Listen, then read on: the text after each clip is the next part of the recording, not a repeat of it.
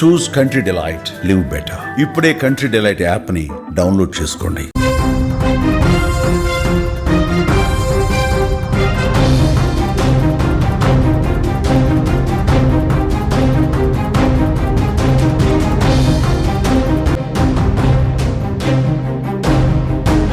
Russia అధ్యక్షుడు Vladimir Putin పై America అధ్యక్షుడు Donald Trump తీవ్ర ఆగ్రహాన్ని వ్యక్తం చేశారు. యుక్రెయిన్ తో కాల్పుల విరమణకు సంబంధించి ఒకవైపు చర్చలు జరుగుతున్న వేళ పుతిన్ సైన్యం అతిపెద్ద వైమానిక దాడులు చేయడంపై ఫైర్ అయ్యారు. ఈ సందర్భంగా పుతిన్ పై తీవ్ర స్థాయిలో ట్రంప్ ఆగ్రహం వ్యక్తం చేశారు. పుతిన్ పూర్తిగా పిచ్చి పట్టినట్లుగా ప్రవర్తిస్తున్నాడని అసహనం వ్యక్తం చేశారు.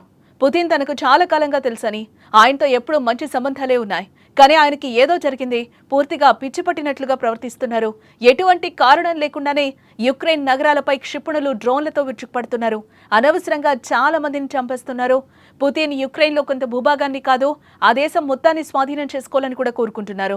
ఆయన దృష్టిలో అది సరైందే కావచ్చు, కానీ ఇది రష్యా పతనానికే దారితీస్తుందంటూ ఘాటు వ్యాఖ్యలు చేశారు. I don't know what the hell happened to Putin. I've known him a long time, always gotten along with him, but he's sending rockets into cities and killing people, and I don't like it at all, okay? We're in the middle of talking, and he's shooting rockets into Kiev and other cities. I don't like it at all. Mr. President, what do you want to do about and that? I'm surprised. I'm very surprised. We'll see what we're going to do. What am I going to tell you? You're the fake news, aren't you? You're totally fake. All right, any other questions? I don't like what Putin is doing, not even a little bit. He's killing people. And something happened to this guy, and I don't like it.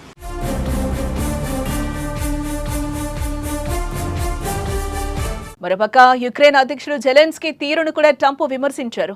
Zelensky మాట్లాడే విధానం కూడా ఆ దేశానికి ఏమాత్రం మేలు చేయదని అన్నారు.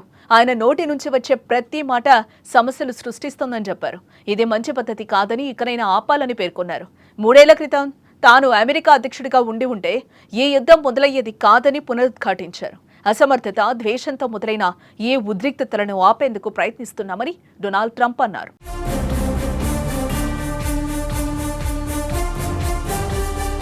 ఇకపోతే 2022 ఫిబ్రవరిలో 2 దేశాల మధ్య యుద్ధ వాతావరణమే నెలకొంది. అయితే అది మరోసారి తీవ్రతరమైంది. నిన్న యుక్రెయిన్పై రష్యా భీకర దాడులు చేసింది.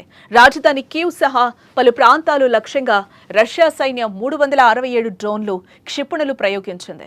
3 ఏళ్లుగా జరుగుతున్న యుద్ధంలో ఇదే అతిపెద్ద వైమానిక దాడి అని యుక్రెయిన్ అధికారులు పేర్కొన్నారు. ఈ దాడుల్లో 12 మంది మృతి చెందగా చాలా మంది గాయపడ్డారు. మృతుల్లో 3 చిన్నారులు ఉన్నట్లుగా తెలుస్తోంది. దీనిపై యుక్రెయిన్ అధ్యక్షుడు జెలెన్స్కీ స్పందిస్తూ అమెరికా మౌనంగా ఉంటే అది పుతిన్ను మరింత ప్రోత్సహించినట్లవుతుందని విమర్శించారు.